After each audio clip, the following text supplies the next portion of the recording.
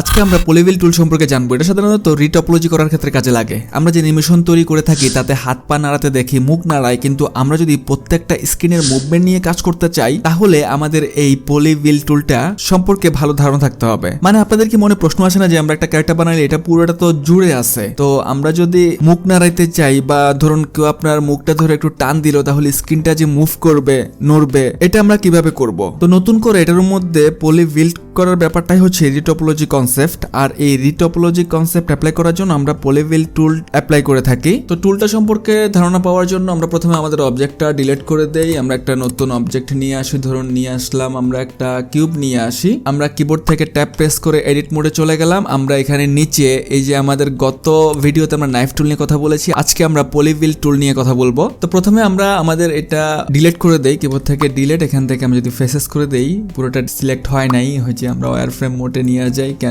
Delete faces.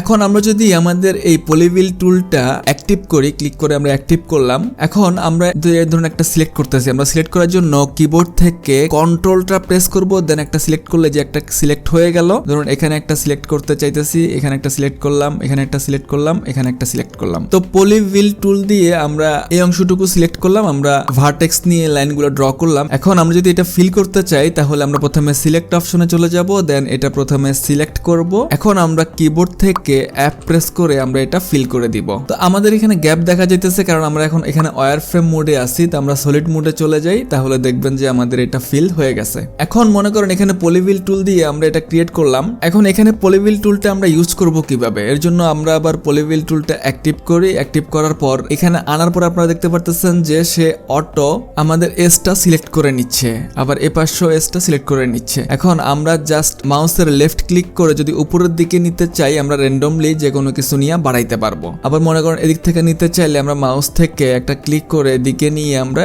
এপাশে বসাইতে পারবো। প্রেস করে এটাকে সিলেক্ট করতেছি, কিবোর্ড থেকে ডিলিট এন্ড ফেসেস। আমরা এখানে একটা নিয়ে নেই, ধরুন একটা প্লেন নিয়ে নেই, শিফট একটা প্লেন নিয়ে নিলাম। এখন আমরা যদি প্লেনটাকে বাড়াইতে চাই, আমাদের পলিভিল টুল সিলেক্ট আছে, অ্যাক্টিভ আছে, তো আমরা এখান থেকে এটাকে ধরুন ক্লিক করে এদিকে বাড়াইতে পারতেছি, কিন্তু এটা র্যান্ডমলি উপরের নিচে উঠে যাইতেছে। আমরা যদি চাই যে এটা ওয়াই অ্যাক্সিসে যাক তাহলে কিবোর্ড থেকে ওয়াই প্রেস করলে ওয়াই অ্যাক্সিসে এটা সরে যাবে। এখন আমরা উপরের দিকে তুলতে চাইলে যে এখানে আনলে এটা সিলেক্ট হয়ে যাবে, জাস্ট মাউস থেকে লেফট ক্লিক করে উপরের দিকে তুললাম। এখন এটা র্যান্ডমলিও আমরা রাখতে পারি। আমরা যদি চাই যে না এটা জেড অ্যাক্সিস সোজা উঠুক তাহলে কিবোর্ড থেকে জেড প্রেস করব, দেন সোজা উঠে গেল।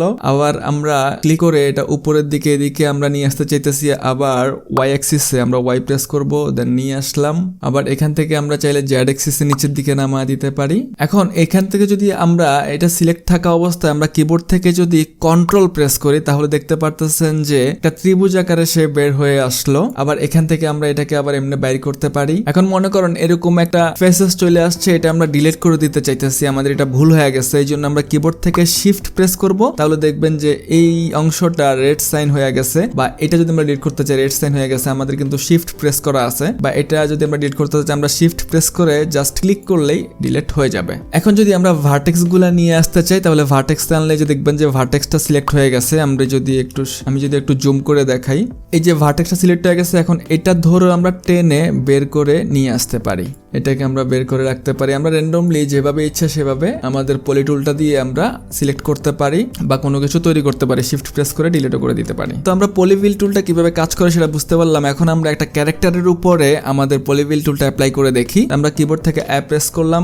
পুরোটা সিলেক্ট হয়ে গেল, ডিলিট প্রেস করতেছি, ফেসেস সবগুলো চলে গেল। আমরা ট্যাব প্রেস করে অবজেক্ট মোডে চলে গেলাম। এখন আমরা একটা ক্যারেক্টার নিয়ে আসি, ধরুন আমাদের মোটুটাকেই নিয়ে আসি। আমরা এখান থেকে ফাইলে চলে যাব, দেন এখান থেকে ইম্পোর্টে আমাদের যেই মোটুর যেই ফাইলটা আমরা ডাউনলোড করছিলাম সেটা হচ্ছে আমাদের ওভিজি ফরম্যাটে। তো আমরা এখানে সিলেক্ট করে আমাদের মেমোরি থেকে সেটা সিলেক্ট করে নিয়ে আসবো। এই যে আমাদের এখানে চলে আসলো, আমরা এখান থেকে মোটু ওভিজি এই ফরম্যাটটা আমরা সিলেক্ট করব, দেন এখান থেকে আমরা ইম্পোর্ট ওয়েব ফ্রন্ট ওভিজে আমরা সিলেক্ট করলাম, আমাদের মোটু চলে আসলো। তো আপনারা এখানে টেক্সচার দেখতে পারতেছেন না কারণ আমাদের এখানে সলিড মোডে আছে। আমরা যদি শেডিং মোডে যাই তাহলে টেক্সচারটা দেখতে পাবেন। তো এখন আমরা যদি এখান থেকে পলিভিল টুলটা অ্যাপ্লাই করতে চাই, এর জন্য আমরা কিবোর্ড থেকে ট্যাব প্রেস করলে দেখবেন যে আমাদের এটা সিলেক্ট হয়ে গেছে। এই জন্য আমরা আবার ট্যাপ প্রেস করে অবজেক্ট মোডে চলে আসবো। আমরা এখন এখানে একটা প্লেন নিয়ে আসি, শিফট প্রেস করি, এখান থেকে আমরা একটা প্লেন নিয়ে নিলাম, আমরা নিচে একটা প্লেন নিয়ে নিতেছি। এই প্লেনটা সিলেক্ট থাকা অবস্থায় আমরা এখন ট্যাপ প্রেস করে এডিট মোডে আসলাম। এখন এটা যেহেতু সিলেক্ট ছিল, এটার রেফারেন্সে আমরা এডিট মোডে আসছি, তাহলে আমাদের এটা আর সিলেক্ট হচ্ছে না। তো আমরা চাইতেছি যে আমাদের এটা রাখতে আর বাকি তিনটা কেটে দিতে। এর জন্য আমরা একটা কাজ করি, আমরা প্রথমে আমাদের পলিভিল টুলটা অ্যাক্টিভ হয়ে আছে, কন্ট্রোল জেড, আমরা প্রথমে সিলেক্ট মোডে চলে যাই, দেন আমরা এটা সিলেক্ট করি। এখন আমরা চাইতেছি যে এটা আনসিলেক্ট থাকবে আর তিনো ভার্টেক্সটা সিলেক্ট হবে। এই জন্য আমরা যদি কিবোর্ড থেকে কন্ট্রোল আই দেই, তাহলে দেখতে পারতেছেন যে এটা আনসিলেক্ট হয়ে গেছে, এই বাকি তিনোটা সিলেক্ট আছে। এখন আমি বাকি তিনোটা ডিলিট করে দেই, কিবোর্ড থেকে ডিলিট প্রেস করব, আর এখান থেকে আমরা এই তিনটা ভার্টেক্স ডিলিট করব। তাই আমরা এখান থেকে ভার্টেক্স দিচ্ছি, তিনোটা ডিলিট হয়ে গেল, আমাদের শুধু এই একটা ভার্টেক্স রয়ে গেছে যেটা আনসিলেক্ট ছিল। এখন এটাকে যদি আমরা জি প্রেস করে ধরুন আমরা এখানে আমাদের পলিভিল টুলটা অ্যাপ্লাই করব। এই জন্য ধরুন আমরা এটা প্রথমে সিলেক্ট করলাম, কিবোর্ড থেকে জি প্রেস করলাম, এটা আমরা নিয়ে আসলাম। এখানে নিয়ে আসার পরে এটা কোথায় বসাইতেছি দেখা যাইতেছে না, কিন্তু এই জন্য আমরা আবার এখানে নিয়ে বসাই। এটা যদি আমরা উপরে বসাইতে চাই, আমাদের এখান থেকে স্ন্যাপিংটা অন করে দিতে হবে। এই জন্য আমরা স্ন্যাপ টুলটা ওপেন করব। ওপেন করার পরে আমাদের যেহেতু এখানে ফেসের উপরে বসাবো, এই জন্য আমরা এখান থেকে ফেস প্রজেক্ট সিলেক্ট করে দিব, দেন এখান থেকে অ্যালাইন রোটেশন টু টার্গেট এটা ওপেন করে দিব, আর এই তিনটা আমরা ওপেন করে দিব। এখন যদি আমরা স্ন্যাপিংটা এখান থেকে অন করে দেই, এখন যদি আমরা এটা সিলেক্ট করলাম, কিবোর্ড থেকে জি প্রেস করলাম, এটাকে আমরা নিয়ে গেলাম, এবার দেখুন যে এটা ফেসের উপরে কিন্তু সিলেক্ট হচ্ছে, একটু আগে নিচে দেখা যায় নাই, তো আপনাকে ওইখান থেকে স্ন্যাপিংটা অন করে দিতে হবে। আমরা এখানে নিয়ে ধরুন বসা দিলাম। তো আমরা এখন এখানে একটা ফেস তৈরি করি, এই জন্য এটা যেহেতু সিলেক্ট আছে, সিলেক্ট থাকা অবস্থায় আমরা এখন কিবোর্ড থেকে এটাকে এক্সট্রুড করব।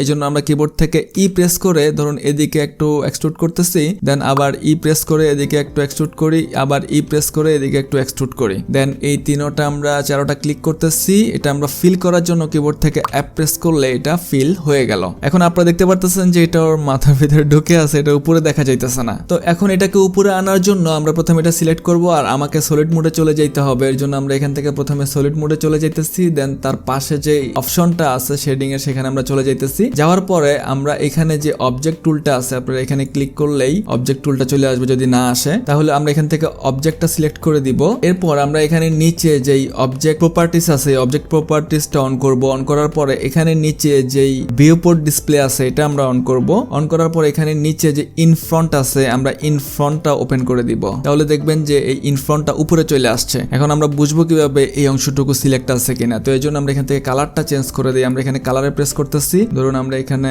গ্রিন করে দেই বা ব্লু করে দিই, গ্রিন করে দেই, তাহলে দেখবেন যে এখানে আমাদের স্ন্যাপ টুলটা উপরে আছে। এখন আমরা চাইতেছি যে আমরা এই এক পাশে কাজ করলে এই পাশে অটো কাজ হবে, মানে আমরা ব্যাপারটাকে মিরর করে দিব।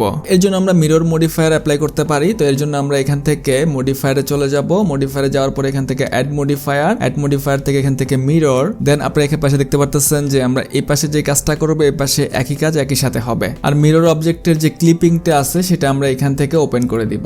ওপেন করে দেওয়ার পরে এখন যদি আমরা পলিভিল টুলটা দিয়ে কাজ করি, আমরা এখন পলিভিল টুলে চলে গেলাম। যাওয়ার পরে এখন আমরা এই যে এখানে আসলে কিন্তু সিলেক্ট হয়ে যেতেছে। ধরুন আমরা এখানে এটাকে সিলেক্ট করে আমরা যদি সামনের দিকে বাড়াই, আপনি দেখতেছেন যে আমার বিপরীত দিক থেকেও আইসা বাড়তেছে। এখন আমরা যদি এই পাশ থেকে এটা বাড়াই, তাহলে দেখবেন যে গিয়ে মার্জ হইতেছে। তো অটো মাস্কটা সিলেক্ট করার জন্য আমরা কিবোর্ড থেকে এন প্রেস করব, তাহলে এই সাইডের উইন্ডোটা আসবে। এখান থেকে আমরা টুলে চলে যাব, দেন এখান থেকে আমরা অপশনটা ক্লিক করব। এখানে নিচে আসার পরে আপনারা অটো মার্জ দেখতে পারবেন, এটা আমরা ওপেন করে দিব। আমরা যদি এখানে সাইডে ক্লিক করি তাহলে আপনারা এখানে থ্রেশহোল্ডটা দেখতে পারবেন। তারপরে এখানে থ্রেশহোল্ডটা বাড়ায় দিতে পারেন, আমি 0.039 এর কাছাকাছি রাখতেছি। ওকে, এখন যদি আমরা এটা টেনে নিচের দিকে নিয়ে আসি তাহলে বাড়াইতে পারতেছি, অথবা আমি এই পাশ থেকে একটা টেনে নিয়ে আসতে পারতেছি, বা এটাকে টেনে আমরা এখানে লাগিয়ে দিতে পারতেছি। এরপর আপনি যদি চাইতেছেন যে এগুলা হয় না, এগুলা ডিলিট করতে চাইতেছেন আপনি, তাহলে এগুলা কিবোর্ড থেকে শিফট প্রেস করবেন এন্ড দিলেই দুই পাশ থেকে একইভাবে ডিলিট হয়ে যাবে। আর এই পাশেও না হলে আপনারা এগুলা টেনে ঠিক করে দিতে পারেন। তো আশা করি পলিভিল টুলটা কিভাবে কাজ করে এটা সম্পর্কে একটা ধারণা পেয়েছেন। Thanks for watching.